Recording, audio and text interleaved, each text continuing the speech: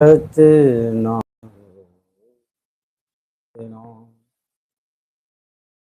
सार शब्द भेद सतपुरुष चैनल में आप लोगों का स्वागत है।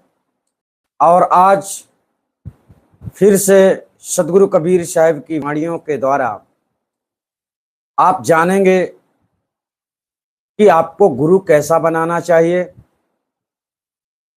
वास्तव में गुरु की महत्वता क्या है, किस लिए गुरु को संसार में परमात्मा स्वरूप बतलाया गया है, परमात्मा से बड़ा भी बतलाया गया है। क्यों? इसका कुछ तो कारण है साथियों।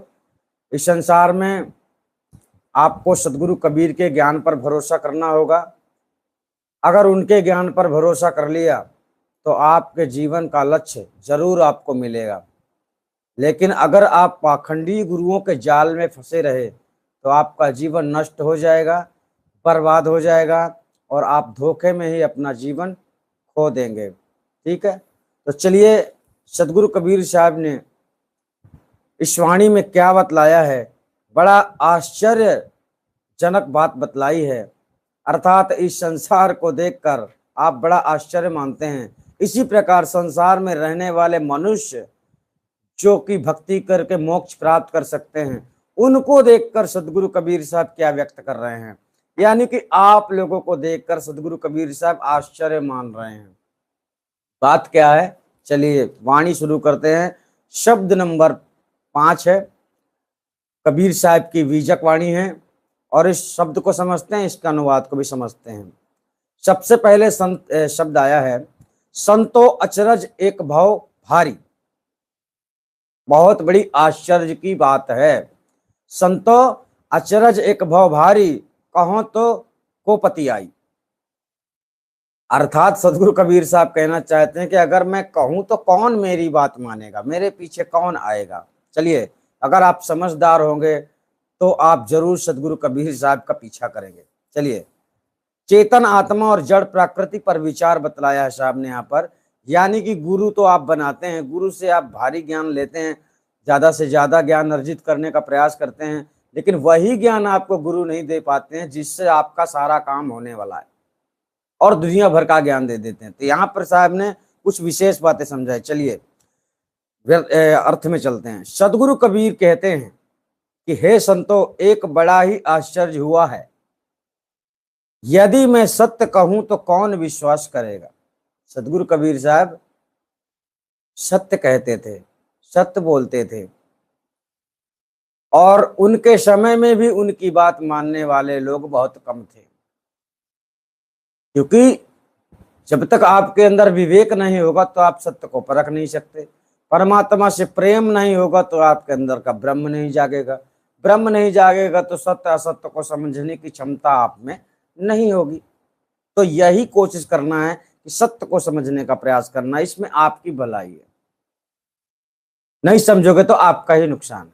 चलिए, अब आश्चर्य क्या है सो कहते हैं सदगुरु कबीर साहब। अब बतला रहे कि आश्चर्य क्या है, अब समझिएगा। इस आश्चर्य रूप संसार माइक प्रपंच का रचने वाला एक ही पुरुष चेतन आत्मा निरंजन है। हमने बारंबार बतलाया है कि चेतन आत्मा से इस जगत की उत्पत्ति हुई है। ठीक है, उसी चेतन आत्मा को सदगुरु कबीर साहब ने यहां पर निरंजन शब्द दिया है। ठीक है, और एक ही नारी महामाया आद्या शक्ति है।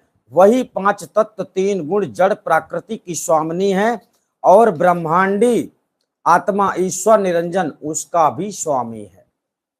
हमने आपको बतलाया था कि ब्रह्म निरंजन और आद्या शक्ति इस संसार के, इस जगत के प्रथम पुरुष और प्रथम नारी हैं। अर्थात जगत की रचना इनके ही दरमियान आता है। सदगुरु कबीर साहब ने नहीं की है जगत की रचना, ना तो सदगुरु कबीर साहब ने आदेश दिया है ब्रह्म निरंजन को, ऐसा कुछ भी नहीं हुआ है। लोग बतलाते हैं, भ्रमित कर रहे हैं, पर आपको जानना है कि सदगुरु कबीर साहब ने क्या बतलाया है। अतः इन्हीं दोनों का विचार करें। अब सदगुरु कबीर साहब कह रहे हैं कि इन दोनों पर थोड़ा सा विचार करें। कैसे? क्योंकि इन्हीं लोगों ने तो तुमको जाल में फंसा रखा है। इन्होंने ही वेद प्रकट किया, इनके ही माध्यम से आगे आने वाली पीढ़ियों ने शास्त्रों को प्रकट किया, इनके आने वाले आगे पीढ़ियों ने नाना प्रकार के जो ग्रंथ संसार में फैले हुए भक्ति के नाम पर, ये इन्हीं के दर पीढ़ी इन लोगों ने रचना करते गए और अंधाधुंध अंधकार ज्ञान में जीव फंसते गए। अगर सत्य ज्ञान का प्रचार सतयुग से प्रारंभ हो जाता, सतयुग से अगर बीजक प्रारंभ हो जाता, तो ये वेद शास्त्र कुछ भी दुनिया में होते नहीं। ठीक है, चलिए आगे चलते हैं। अतः इन्हीं दोनों का विचार करें एवं इन्हीं दोनों से सारे संसार का प्रसार हुआ है, सारे संसार का बखेड़ा खड़ा हुआ है, सारा संसार ही खड़ा हुआ है इन दोनों से, ब्रह्म निरंजन और आद्या शक्ति। ठीक है, और इस एक ही ब्रह्मांड में समस्त 84 लाख योनियों का प्रसार भी इन्हीं दोनों से हुआ है। अर्थात आप लोगों को चक्रव्यूह में फंसाने वाला कार्यक्रम भी इन्हीं ने शुरू किया है। किन्होंने? ब्रह्म निरंजन और आद्या शक्ति ने। अतः इन्हीं दोनों की इस आश्चर्य रूप माइक जगत रचना को देखकर उसके भ्रम में सारा संसार भूला हुआ है। अतएव सदगुरु कहते हैं, अब आगे एक वाणी आती है, उस वाणी को अलग से बतलाया गया है। शब्द कैसा है? अवधु निरंजन जाल पसारा। यह जाल किसका है? ब्रह्म निरंजन का। स्वर्ग पताल रच्यो महिमंडल 3 लोक विस्तारा, हरि हर ब्रह्मा को प्रगटायो तीनह दियो सिर भारा, माया फांस फसाए जीव सब आप बन्यो करतारा, बाचा चाहो काल जाल से चीन्हो शब्द हमारा। सदगुरु कबीर साहब कह रहे हैं कि अगर तुम बचना चाहते हो इस काल के जाल से तो चीन्हो शब्द हमारा, मतलब मेरे शब्दों को पहचानो, मेरे शब्दों को मान लो, स्वीकार कर लो। कहाँ है कबीर अमर करी राखो जो निज होए हमारा। अगर तुम वास्तव में सदगुरु कबीर साहब की बातों को स्वीकार कर लोगे, सदगुरु कबीर साहब के वचनों में चल पड़ोगे, तो तुम अमर हो जाओगे, यानी कि इस आवागमन के चक्र से हमेशा के लिए छूट जाओगे।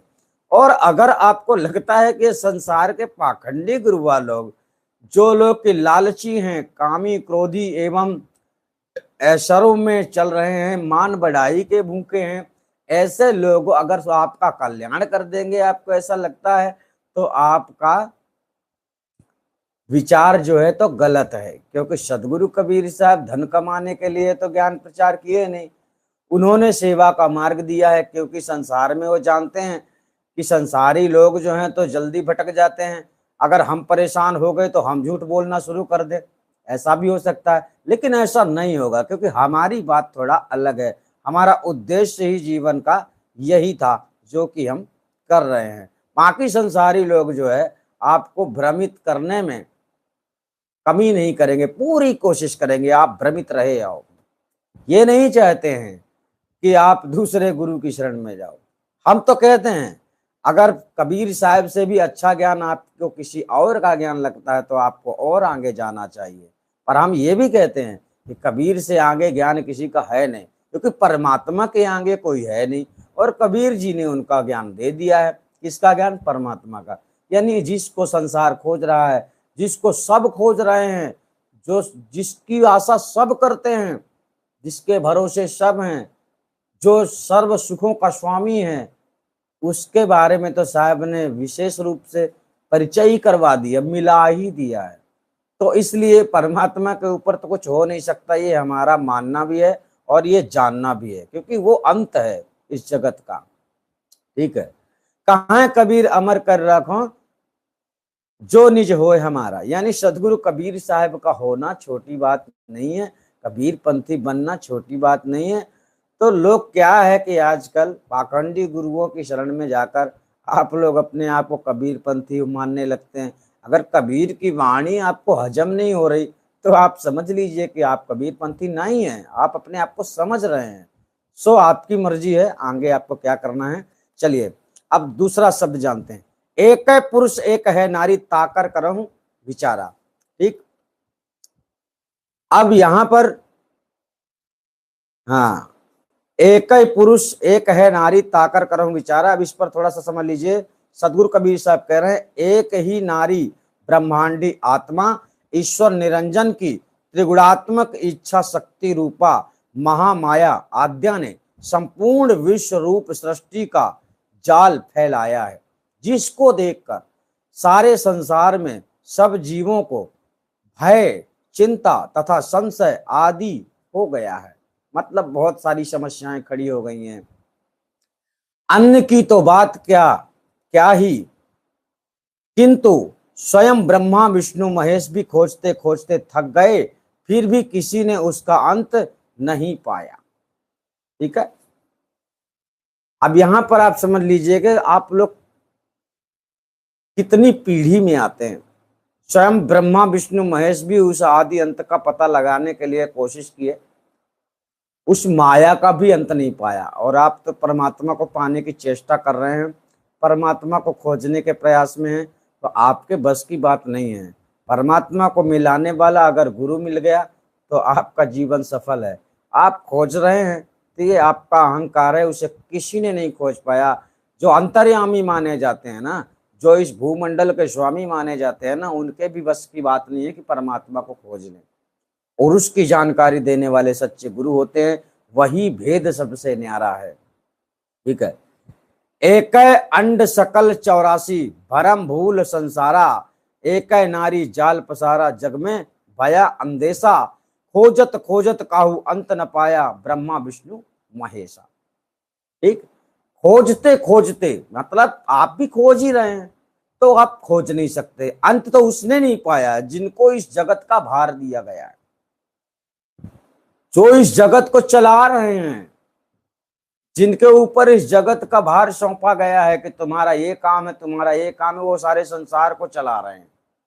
उनके भी बस की बात नहीं है कि परमात्मा को खोज ले। परमात्मा को क्या, चेतन आत्मा ब्रह्म निरंजन की खोज नहीं कर सकते ये लोग।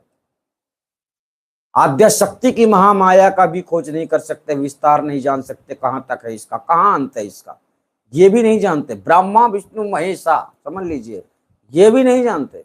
तो आपकी कितनी गति है, आप कितने बुद्धिमान हो, आप तो कुल मिलाकर उसके कंट्रोल में हो।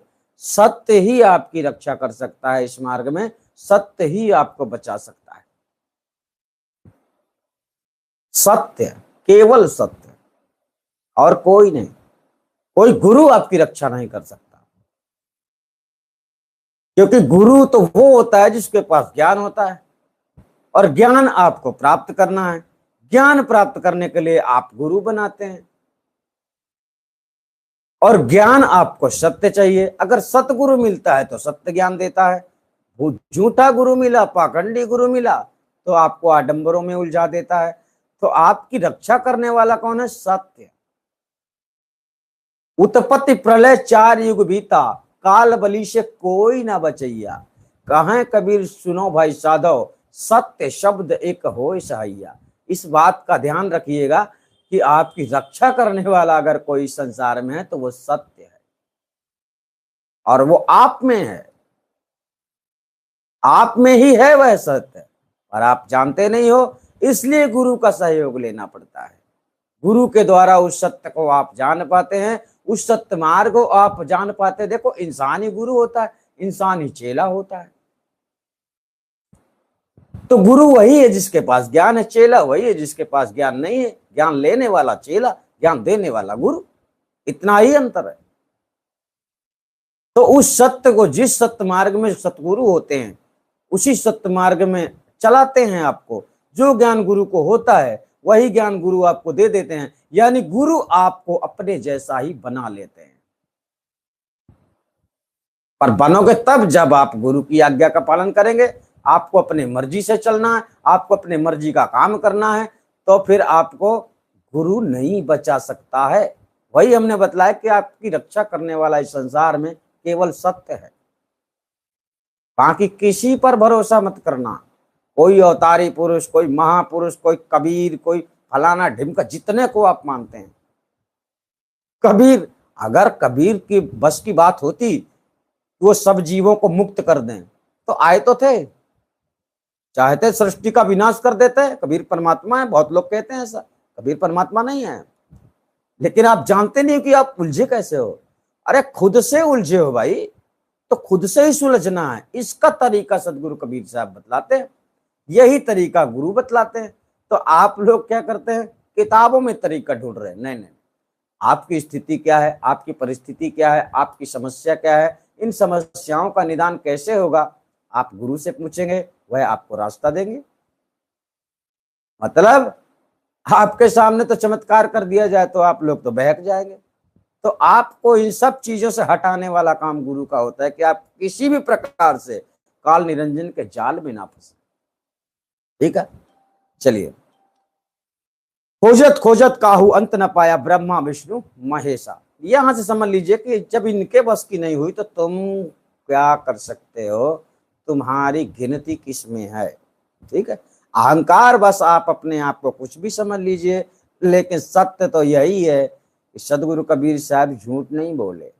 ठीक है, नाग फांस लिए घट भीतर, मूसन सब जग झारी, ज्ञान खड़ग बिन सब जग जूझे, पकड़ न काहू पाई। चलिए अब इसके अनुवाद को ठीक से थोड़ा समझते हैं।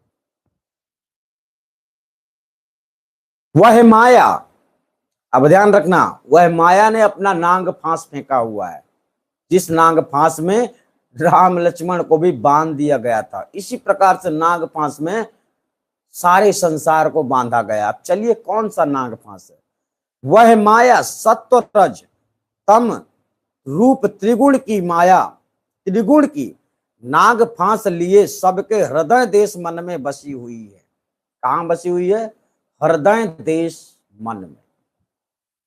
हमारा हृदय, इसी को कहते हैं पिंडी मन और ब्रह्मांडी मन। ब्रह्मांडी मन में, ब्रह्मांडी मन की स्थिति में आती है यही जो त्रिगुणात्मक माया चल रही है, और पिंडी मन के स्थान में हम हैं। यानी हम जितना जानते हैं समझते हैं उतना ही हमको मानना चाहिए। होता क्या है, बहुत चीजों को हम जानते नहीं मान लेते हैं, है ना, क्योंकि विवेक शक्ति समाप्त हो जाने के कारण हम उचित विचार हमारे अंदर नहीं निकल पाते हैं, क्योंकि महामाया के लोग मोह में फंसे हुए हैं। और सत्य आपको इस रास्ते से, इस बंधन से मुक्त कर सकता है। तो सत्य बतलाने वाला भी होना चाहिए, तभी तो आपको सत्य का पता होगा। ठीक है, और वहीं से उसने पूरी तरह से सारे संसार के ज्ञान विवेक आदि सद्गुण रूप धन को चुरा लिया। कहां से? हृदय से। आपके हृदय में क्या जाता है? जो आपको अच्छा लगता है। ये जरूरी नहीं है कि जो आपको अच्छा लगता है वही अच्छा हो, जो आपको बुरा लगता है शायद वह भी अच्छा हो सकता है। तो आपको माया ने अपने वशीभूत कर लिया है, आपके हृदय मन में अपना राज शासन शुरू कर दिया है। जिस हृदय से आपको भक्ति करना चाहिए उस हृदय में लोभ लालच काम वासना नाना प्रकार की ऐसी नाग फांस रूपी बाण, आप बाण से बेध कर आप लोगों को बंधन में डाल के रखा हुआ है। इसलिए आप विचार नहीं कर पाते हैं कि हमें क्या करना चाहिए और क्या नहीं करना चाहिए। ठीक है, तथा चुराती है। चुराने का मतलब यही हुआ कि आपको गुमराह करती है, क्योंकि आपका मनुष्य का तन क्यों मिला हुआ है? मोक्ष के लिए, और वो आप कर नहीं पाते क्योंकि आप इधर उधर की बातों में फंसे रहते हैं, है ना। मतलब आप लोगों का ज्ञान धन चुरा चुकी है वो। अगर आपको विवेक नहीं जाग रहा, सत्य की ओर आप आगे नहीं बढ़ पा रहे, इसका मतलब है कि वह आपको रोक रही है। ठीक है, यथा मन के मध्य समानी माया सब संसार व्याप्त तिथि छाया, अतः ज्ञान रूप तलवार के बिना ही सारे संसार के अज्ञानी जीव माया से युद्ध करते हैं। आपके पास माया से लड़ने के लिए क्या चाहिए? ज्ञान चाहिए, ताकत नहीं चाहिए, शक्ति ऐसी नहीं चाहिए दिव्य शक्ति अलौकिक शक्ति पारलौकिक शक्ति नहीं, ज्ञान चाहिए। ज्ञान रूपी तलवार आपके पास अगर है तो आप माया रूपी शैतान को मार सकते हैं, उसको मात दे सकते हैं, उस युद्ध में जीत सकते हैं। तो सदगुरु कबीर साहब क्या कह रहे हैं? ज्ञान रूपी तलवार के बिना ही आप लोग माया से युद्ध करते हैं, उस महामाया से जिसने सारे जगत को अपने वशीभूत करके रखा हुआ है। सो इस लड़ाई में आप हार जाएंगे, क्योंकि आपके पास ज्ञान रूपी तलवार नहीं है। ठीक है। वो तलवार कहाँ मिलेगी? सच्चे गुरु के पास वह तलवार मिल सकती है, ज्ञान रूपी तलवार, ध्यान रखना। इसी कारण उसको कोई भी पकड़ नहीं पाते हैं तथा किसी ने पकड़ नहीं पाया है उस माया को पकड़ने के लिए। अभी क्या है, माया ने आपको पकड़ के रखा। अगर आपके पास ज्ञान हो जाए तो माया को आप पकड़ के रख लेंगे। अभी माया आपको पकड़ के रखी है, इसलिए माया आपको घसीट रही है, आज इस योनि में, कल उस योनि में, परसों तीसरी योनि में। इस प्रकार से माया आपको घसीट रही है। और जब आपको ज्ञान हो जाएगा तब आप माया को पकड़ लेंगे। रुक, तू मुझे कहां लेके जाएगी? माया छाया एक सी, जाने बिरला कोय, भगता के पीछे पड़े, सनमुख भागे सोए। माया ऐसी है, खिसियानी बिल्ली खम्बानो छे। माया सत्य का कुछ नहीं बिगाड़ सकती।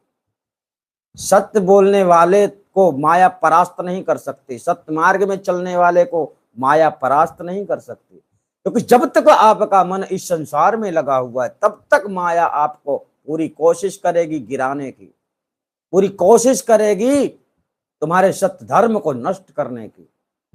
लेकिन उससे लड़ोगे कैसे? वही बतलाया गया कि सत्य रूपी, सत्य ज्ञान रूपी तलवार अगर आपके पास है तो माया आपके सामने सर झुकाकर बैठी रहेगी। समझ गए? चलिए आगे चलते हैं। भाव यह है कि इस रमणीय संसार में ऐसे माइक आकर्षक पदार्थ हैं कि समस्त जीव उसी विषयक लोभ मोह ममतादि में सदैव फंसे रहते हैं। लोभ मोह ममतादि क्या है पता है? इस संसार में जिस चीज को आप अपना मानते हैं, जिस किसी को आप अपना मानते हैं, उसमें मोहित हो जाना और अपने सत्य धर्म को त्याग देना, यह ममतादि का इशारा है, मोह का इशारा है। मेरा लड़का है, मेरा भाई है, मेरा बाप है, मेरा माता है, इसका मतलब हम ये नहीं कह रहे कि उनकी परवरिश नहीं करना है।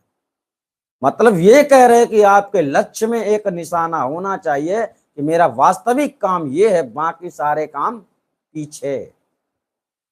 सबसे आगे आपका काम है भक्ति, परमात्मा की प्राप्ति।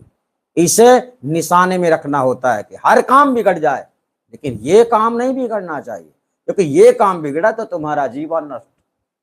इसमें ना तो तुम्हारा भाई साथ देगा, ना पिता साथ देगा, ना माता साथ देगी, ना रिश्तेदार साथ देगा, ना कोई मित्र साथ देगा। इसमें आपका केवल विवेक और आपका शरीर साथ देगा, क्योंकि शरीर में रहते ही सारी भक्ति करनी है। शरीर में रहकर ही आपको सब कुछ समझना है, शरीर में रहकर ही कर्म करना है ना। इस प्रकार आपको धर्म संकट में डालने का पूर्ण प्रयास माया करती है। परंतु वही बात है, जब माया के रहस्य को आप समझ लेते हैं, जब आपके पास ज्ञान हो जाता है तो माया आपको नहीं भटका पाती।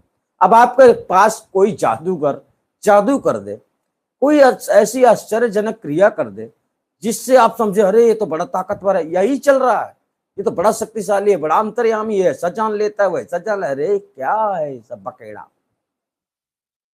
बहुत कुछ ऐसा हो रहा है जो आप नहीं जानते, किसी ने बता दिया तो वो ज्ञानी हो गया क्या? यह चमत्कार है, यह माया का ही रूप है, यह माया की ही क्रिया है संसार में जीवों को फंसाने के लिए। देखिए आप, माया ने किस प्रकार से जाल बिछाया है। एक आदमी 1000 आदमी, लाख आदमी को बैठा के सत्संग सुना रहा है। वो सत्संग नहीं, झूठ संग सुना रहा है, और उस झूठ संग में दुनिया उलझी है, क्योंकि चमत्कार, कुछ कलाकार है, झूठ बोल देना है उनको, क्या घटने वाला उनका। तो आप लोगों को आकर्षित करने के लिए लोग नाना प्रकार की क्रिया करते हैं। ठीक है, चलिए।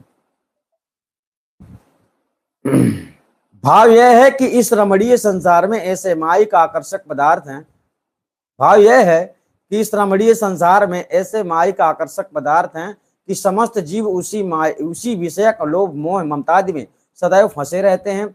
यही विषय वासना लोभादि माया का नाग फांस है। माया का नाग फांस यही है जो आपको आकर्षित कर रही है। सच में अगर आप ज्ञानवान हैं, अगर आप सच में समझदार हैं, तो ना तो आप तीर्थों में जाएंगे, ना कहीं मंदिरों में दर्शन करने जाएंगे, ना कहीं ऐसी जाने की, मतलब आपके अंदर जाने की ऐसी कामना इच्छा नहीं होगी अगर आप समझदार हैं। और नहीं है तो बात वही है कि आपको आकर्षित किया जाता है। आप जरूरी कार्य से ही जिधर जाएंगे वहीं जा सकते हैं। हमारे अंदर कभी भी ऐसी बात नहीं होती, जैसे हमारे पास में मैहर धाम है, शारदा माता का मंदिर है, हम भी चाहें तो घूमने जा सकते हैं, लेकिन हमारे अंदर की इच्छा होती ही नहीं है, क्योंकि हम जानते हैं कि हमारा दुनिया, हमारा संसार ये है, तो हमको कहाँ भटकना है, कहाँ जाना है, हमारा संसार तो ये है। तो हम सदैव अपने आप में ही रत रहते हैं, अपने आप के ही चिंतन में रहते हैं, मतलब दुनिया में क्या हो रहा है उससे हमको कोई प्रभाव नहीं पड़ता। जैसे संसार में आप लोगों को पाखंडी गुरुआ लोग पता नहीं क्या क्या बतला के आपको बहलाते फुसलाते रहते हैं, उससे भी हमको मतलब नहीं रहता। हाँ, जब कोई हमको ही कहता है कि तुम गलत बोलते हो, तब हम उसके पीछे पड़ जाते हैं कि अगर हम गलत है तो सही क्या है ये बताओ, तो ये बताने वाला कोई मिलता नहीं। यही गड़बड़ है। चलो आगे चलते हैं।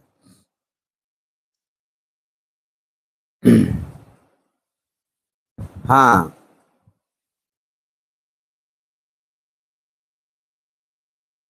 माया का नागफांस है, आपने समझा। संसारी अज्ञानी जीव इस लोक तथा परलोक स्वर्गादि लोकों के सुख ऐश्वर्य माइक पदार्थों के प्राप्ति के लिए सदैव प्रयत्न में लगे रहते हैं। संसारी जीव यानी आप लोग, आप लोगों को लगता है मुझे स्वर्ग जाना है ना, आप लोगों को लगता है कि मतलब लोक परलोक यानी कि सुख, जो आप सुख की तलाश में हैं, आपकी सुख की कामना ही दूसरे प्रकार की है, आपको मोक्ष की कामना ही नहीं है। अगर आपकी मोक्ष की कामना होगी तो दिशा बदल जाएगी आपकी, ठीक है। तो आप इस प्रकार से प्रयत्न करते हैं, भक्ति करते हैं, बताया जाता है जो लोग करते हैं, लेकिन अच्छा होता कि सच्चा गुरु आपको मिल गया होता, तो आपको प्रयत्न भी करते और आपको विश्वास स्वरूप परमात्मा भी मिलता और जीवन का लक्ष्य भी प्राप्त होता, ठीक है। और हाँ, ये बात भी एक बात ध्यान रखना कि आपको परमात्मा 5 सेकंड में आप परमात्मा को जान सकते हो। परमात्मा आपके सन्मुख है, आपसे दूर नहीं है, 5 सेकंड में आप परमात्मा को जान सकते हो।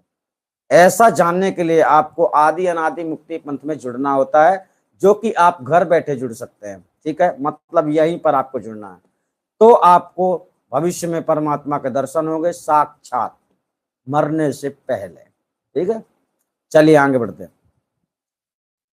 फिर भी सफल कार्य नहीं होने पाते हैं, क्योंकि वह मदारी के माइक पदार्थ के समान सब पदार्थ माइक मिथ्या हैं, तो भी जीव उसी में फंसे रहते हैं। यही माया के नाग फांस में जीवों का फंसना है। स्वयं वही माया इस संसार का मूल उपादान कारण है, चेतन आत्मा निरंजन निमित्त कारण है, तथा वही माया मूल फूल और फुलवारी है। इस जगत का मूल भी वही है, कौन? ब्रह्म निरंजन चेतन आत्मा। और सदगुरु कबीर साहब को बहुत लोग मूल बता रहे, मतलब कबीर साहब को परमात्मा बता रहे, कबीर साहब को जड़ बता रहे। कबीर साहब वो नहीं है, ठीक है। और स्वयं वही माया संसार रूपी फुलवारी में से जीव रूप फल को चुन चुन कर खाती है। इस जगत प्रपंच में, इस जगत में जितने जीव उत्पन्न होते हैं, उन जीवों का भरण पोषण भी वही करती है माया। यानी आप पंचभौतिक तत्व में जितना आता है सब माया का संसार है, यानी कि आद्या शक्ति का है। चेतन आत्मा ब्रह्मांडी आत्मा को कहते हैं, यानी कि ब्रह्म निरंजन को। और जड़ प्रकृति, चेतन ब्रह्म निरंजन का रूप है और आद्या शक्ति जड़ प्रकृति का रूप है। इसलिए वही खेती करती है और वही नष्ट करती है, ये उसका काम ही है, उसका धंधा ही है, समझ लो। चुन चुन कर खाती है, अर्थात जन्म मरण के चक्र में डालती है। ये किसका काम है? माया का, ठीक है। आपे मूल फूल फुलवारी आपो चुन चुन खाई, कहाँ है कबीर तेई जन उबर जय गुरु लियो जगाई, जय गुरु लियो जगाई। अब यहाँ पर क्या है, बहुत लोग नहीं समझ पाते हैं, दूसरों को समझाने चल देते हैं। सदगुरु कबीर साहब कह रहे हैं, कहाँ कबीर सुनो भाई साधो, हाँ ऐसा नहीं है। कहाँ है कबीर तेई जन उबरे, तेई जन उबरे, उबरे मतलब वही व्यक्ति इस संसार से छूट सकता है, जय गुरु लियो जगाई। कुछ लोग गुरु को जगाने के चक्कर में उनको लगता है कि परमात्मा सदगुरु है तो उसको जगाना है, यही आप लोगों को गलत फहमी होती है। चलिए अनुवाद में जानते हैं ना क्या लिखा है। चलिए, सदगुरु कबीर साहब कहते हैं, इस माया से वही जन उबर सकता है कि जिसको सदगुरु ने, ध्यान रखना सदगुरु कौन होता है, ज्ञान देने वाला। बार बार हम बतला रहे, बहुत लोग सदगुरु उस परमात्मा को पदवी देते हैं, परमात्मा को हम परमात्मा कह रहे हैं पर उसका तो कोई नाम ही नहीं है, तो संकेत है। सदगुरु भी उसका संकेत ही है मगर वो नहीं है वास्तविक में। वास्तविक में उसे जिस दिन जान लोगे तो सदगुरु भी किसी मतलब का नहीं, कबीर भी किसी मतलब का नहीं, जो भी नाम लेते हो किसी मतलब का नहीं। सतनाम भी ले लो, जो भी तुम नाम ले लो किसी मतलब का नहीं, राम नाम ले लो किसी मतलब का नहीं। अखंड साहिब को नाम और सब खंड है, खंडित पिंड ब्रह्मांड, मतलब अखंड साहिब को नाम, वह अखंड मां के संसार में सब कुछ खंड है, सब खंडित है यानी पाखंड है, और वह अनादि सत्ता है। इसलिए आपको आदि अनादि में जुड़ना, आदि अनादि मुक्ति पंथ में, ठीक है। चलिए, सदगुरु कबीर साहब कहते हैं कि इस माया से वही जन उबर सकता है कि जिसको सदगुरु ने आत्मज्ञान देकर, क्या देकर, आत्मज्ञान देकर। सदगुरु कबीर साहब क्या देते थे, आत्मज्ञान। आजकल के पाखंडी गुरु कह दे रहे हैं मंत्र, कोई ध्यान विधि बता रहा है, कोई योग विधि बता रहा है, कोई तंत्र मंत्र दे रहा है, ये बातों को समझना है। तो आपको क्या लेना सदगुरु से, सदगुरु कबीर साहब क्या बतला रहे हैं, जो सदगुरु ने आत्मज्ञान देकर अज्ञानी रूपी निद्रा से जगा लिया। अब यहां पर जय गुरु लियो जगाई, यहां पर यह समझना है, जो गुरु ने जिसको जगा लिया यानी आत्मज्ञान देकर, हमने आपको आत्मज्ञान दिया, आप भ्रम से मुक्त हो गए, आप जाग गए, आप समझ गए, यहां पर ऐसा अर्थ आ रहा है, ठीक है। जगा लिया है, विकसित होना फूल है और भूत भौतिक रूप से फैल जाना ही फुलवारी है। विकसित यानी प्रारंभ होना फूल है और फैल जाना फुलवारी है। अतः माया सबको खा रही है और जीव मोह निद्रा में सो रहा है। आप लोग सो रहे हैं, इसलिए हम कब से ज्ञान समझा रहे, समझ में नहीं आ रहा। बहुत लोग तो हमारा ज्ञान मतलब हमारी बातें सुनना ही पसंद नहीं करते, ना सुनो, हमारा क्या है। सतगुरु कबीर साहब ने जो बतलाया हम वो बतला रहे हैं कि कबीर के नाम पर इस संसार में पाखंड हो रहा है। कबीर साहब ने संसार में समानता ज्ञान दिया है, किसी पर्सनल लोगों को नहीं दिया है, संसार को दिया है। अब उसमें से जितना तुम हजम कर सकते हो उतना ले लो, नहीं हजम हो रहा तो मत लो। तो जिसको पूरा हजम हो जाएगा वो मोक्ष प्राप्त कर लेगा, और जिसको आधा हजम हो रहा है तो वो कम से कम शांति जीवन व्यतीत करेगा संसार में। और सबको अगर आधा संसार में समझ में आ जाए कबीर का ज्ञान तो विश्व में शांति तो छा ही जाएगी, और पूरा समझ में आ जाए ये तो ऐसा हो ही नहीं सकता, क्योंकि नामुमकिन है।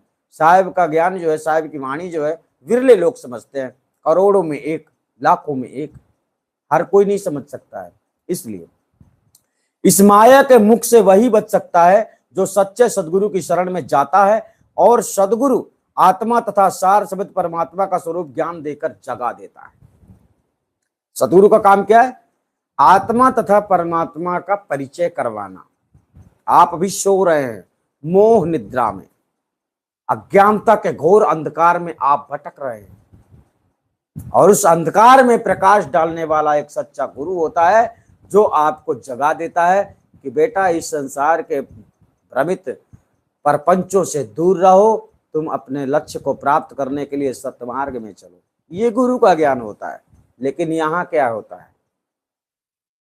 यहाँ आपको एक के बाद एक भटकाने वाले ही गुरु मिलते रहते हैं। आप पता नहीं गुरुओं में क्या देखते हैं। गुरुओं में ज्ञान देखो, सत्यता देखो, आपको सत्य और झूठ में फर्क ही नहीं मिलता। आप मोहित हो जाते हैं छोटी छोटी बातों में। किसी मित्र ने आपको आपकी सहायता कर दी तो क्या वो भगवान हो गया? क्या वह ईश्वर हो गया? क्या वह परमात्मा हो गया? नहीं, ये तो संसार के व्यवहार हैं।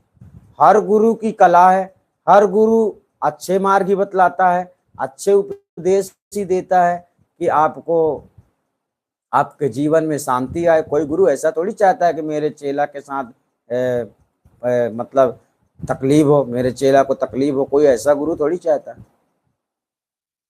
लेकिन हाँ, गुरु केवल यही चाहता है कि मेरे शिष्य बनते जाएं, मेरे को फायदा मिलता जाए, चेले चाहे भाड़ में जाए।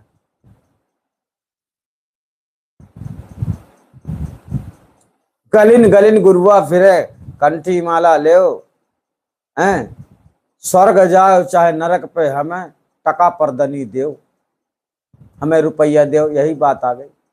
तो गुरुआ तो ऐसे लालची संसार में पड़े हैं। लेकिन आदि अनादि मुक्ति पंथ ऐसा नहीं है। आदि अनादि मुक्ति पंथ में जो बतलाया जाता है, अगर आपके समझ में आता है तो बहुत खुशी की बात है, नहीं समझ में आता है तो भी हम तो खुश ही रहेंगे। हम आपसे नाराज होकर हमको मिलेगा क्या? आप समझ गए होंगे सदगुरु कबीर के वचनों को और इस संसारी लोगों के वचनों को भी, कि संसारी लोग आप लोगों को कैसा ज्ञान दे रहे हैं और सदगुरु कबीर साहब ने कितना निर्मल और कितना प्यारा, कितना सच्चा ज्ञान दिया था, जो कि लोगों ने आपको गुमराह कर दिया। उनके ज्ञान का प्रचार प्रसार नहीं किया, लोगों ने अपना अपना देना शुरू कर दिया, अपना पीढ़ी बतलाते। पीढ़ी, एक बात समझ लीजिएगा, बीज कभी बदलता नहीं है। अगर चने का बीज सतयुग में चना इसी प्रकार लग रहा होगा जैसा आज है, हाँ हो सकता है कि पहले झाड़ हुआ करता था और अब छोटा पौधा होता है, मगर बदल नहीं सकता। चने का बीज चना ही रहेगा, आम का बीज आम ही रहेगा। ठीक है, मतलब बीज कभी नहीं बदलता। इस प्रकार से कबीर का ज्ञान है जो कभी नहीं बदल सकता है। लेकिन संसार में वर्तमान में बदल बदल के ज्ञान क्यों दे रहे हैं और क्यों आपको समझ में नहीं आ रहा है सत्य क्या है, तो आप समझ लीजिए कि आप कबीर की ओर झुक नहीं रहे। आपको इन पाखंडियों पर भरोसा हो गया है जो घूम रहे गलिन गलिन, गलिन गलिन गुरुआ फिरे। गुरु का काम गली गली घूमने वाला नहीं है। सदगुरु कबीर साहब ने ऐसा कभी नहीं घूमा जैसा आजकल घूम रहे। ये अपना ये प्रचार कर रहे हैं, हम क्यों नहीं घूम रहे बताइए? अगर ऐसी सुविधा ना होती तो कहीं जाते हम भी, लेकिन सुविधा है, हमें उस सुविधा का लाभ लेना चाहिए, लेते हैं। तो ये लोग ऐसे हैं कि हमारा नाम होना चाहिए, काम चाहे हो चाहे ना हो, नाम होना चाहिए। आप लोगों को तो पता है नहीं, कुछ भी आपको बता दिया जाएगा आप लोग मान लेंगे, क्योंकि इतनी बड़ी बड़ी हस्तियां हैं, आप इनका क्या कर लोगे? ये इनके पास कला है, तुमको कहीं से घुमाकर कहीं पटक देंगे, तुमको मानना ही पड़ेगा, क्योंकि तुम बोल ही नहीं सकते, बहस नहीं कर सकते। ऐसा है, गलत सही आप थोड़ा बहुत जानते हैं, ऐसी बात नहीं है, लेकिन आप हर जगह बोल नहीं सकते, हर किसी से लड़ नहीं सकते, और लड़ने की जरूरत भी नहीं है। लड़ना है लड़ाई खुद से लड़ो, सत्य को समझने का प्रयास करो। आप लोग समझ गए होंगे। हम आपसे फिर मिलेंगे, तब तक के लिए धन्यवाद। आप सभी अपना ख्याल रखना, नमस्कार। वीडियो को ज्यादा से ज्यादा शेयर कर देना ताकि सब लोग समझें कि भक्ति क्या है, हमें क्या करना है, कैसा ग्रुप बनाना चाहिए। ठीक है, नमस्कार।